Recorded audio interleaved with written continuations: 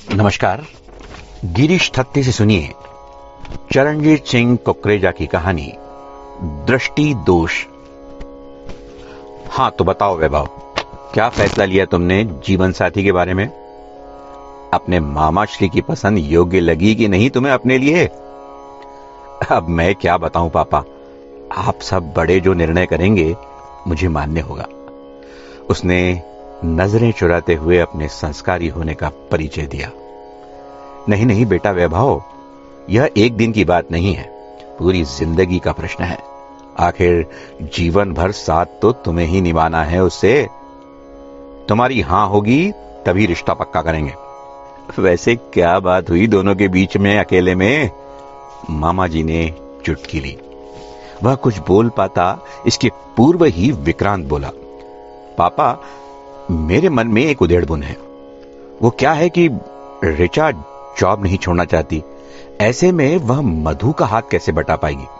मधु को रसोई के साथ साथ बच्चों का भी ध्यान रखना होता है। मैं सोच रहा था बहू के आने से मधु की जिम्मेदारियां कुछ तो कम हो जाती। आप भी कहां की बात लेकर बैठ गए? मधु ने विक्रांत को बीच में ही टोकते हुए कहा। देवर जी आप निश्चिंत रहिए, मैं सब संभाल लूंगी। मैं तो उसे अपनी छोटी बहन सा स्नेह दूंगी। आप तो अपना मन बनाइए, ये तो बेफिजूल की ही चिंता करते हैं।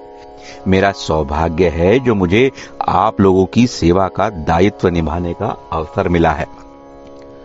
मामी की करीबी रिश्तेदार में थी ऋचा, तो भला वो कैसे चुप रहती?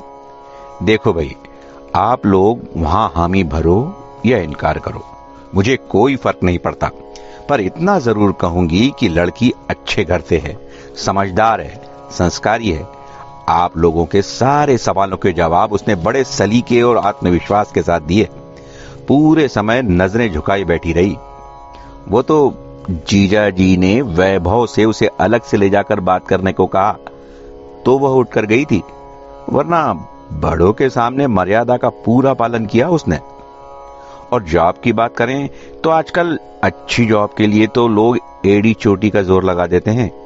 फिर वह तो प्रोफेसर है, टैलेंट बहुत है उस लड़की में, कह देती हूं।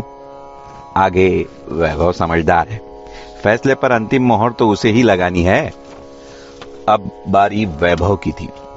वह हां बोलकर इस रिश्ते की मंजूरी देने ही वाला था कि पापा की ओर से कमेंट आया।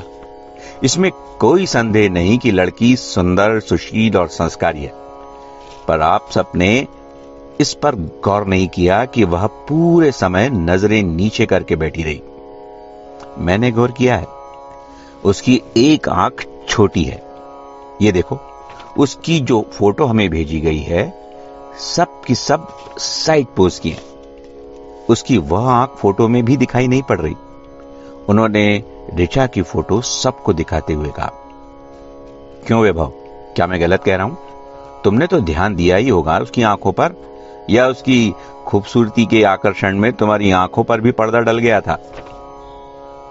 तुम भी श्रीकांत चांद की चांदनी की तारीफ करने के बजाय उसके दाग की ओर इशारा कर रहे हो। एक दाग से चांद के गुण क्या कम हो जाते हैं? हाँ पापा, मामा जी ठीक कह रहे हैं। हमें ऊपरेली आंखों से नहीं, मन की आंखों से किसी के व्यक्तित्व को परखना चाहिए। आपने भी तो हमें यही सिखाया है ना।